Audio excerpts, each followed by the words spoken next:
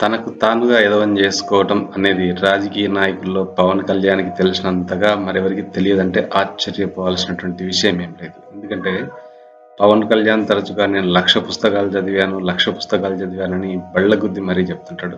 అట్లాంటి పవన్ కళ్యాణ్ పిఠాపురంలో నిన్న ఎలక్షన్ ర్యాలీలో పార్టీ జెండాతో కలిసి జాతీయ జెండాని పట్టుకొని తిరగటం చాలా హాస్యాస్పదంగా అనిపించింది. ఎందుకంటే చిన్న పిల్లని అడిగినా చెప్తారు పార్టీ జెండాతో కలిసి జాతీయ జెండాని పట్టుకోకూడదని.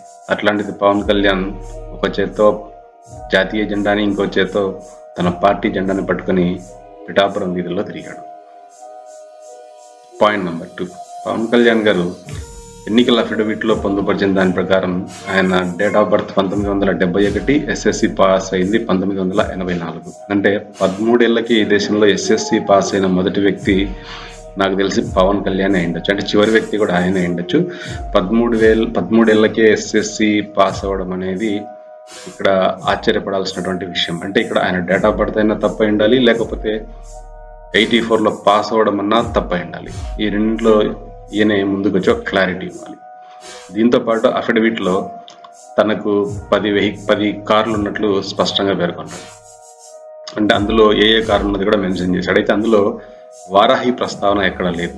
అంటే చాలా ముందు నుండి వైసీపీ నాయకులు, కార్యకర్తలు చెప్తున్నది ఏంటంటే వారాహిని లింగమనేని చౌదరి గిఫ్ట్గా ఇచ్చాడు పవన్ కళ్యాణ్కి అనేది బలమైనటువంటి ఆరోపణ ఇవాళ నిజమైంది. ఎందుకంటే వారాహి ప్రస్తావన ఎక్కడా కూడా ఎన్నికల అఫిడవిట్లో లేదు. తనకున్న 10 లగ్జరీ కార్లతో పాటు చిన్న కార్లను కలిపి 10 కార్లు ఉన్నాయి. వాటి విలువ దాదాపు 11 కోట్ల వరకు ఉందన్నది చాలా స్పష్టంగా చూపించాడు.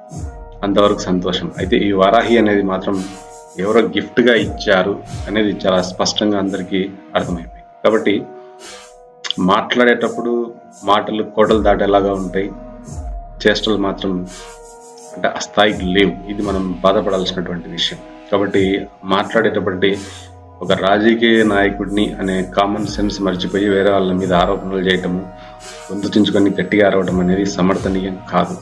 కాబట్టి నీ దగ్గర ఇన్ని లోపాలు ఉన్నాయి కాబట్టి అవతలి వాళ్ళు నిన్ను కామెంట్ చేస్తున్నారు. కాబట్టి ముందు నీ దగ్గర లోపాలు లేకుండా చూసుకుంటే అవతలోడు కామెంట్ చేయలేడు.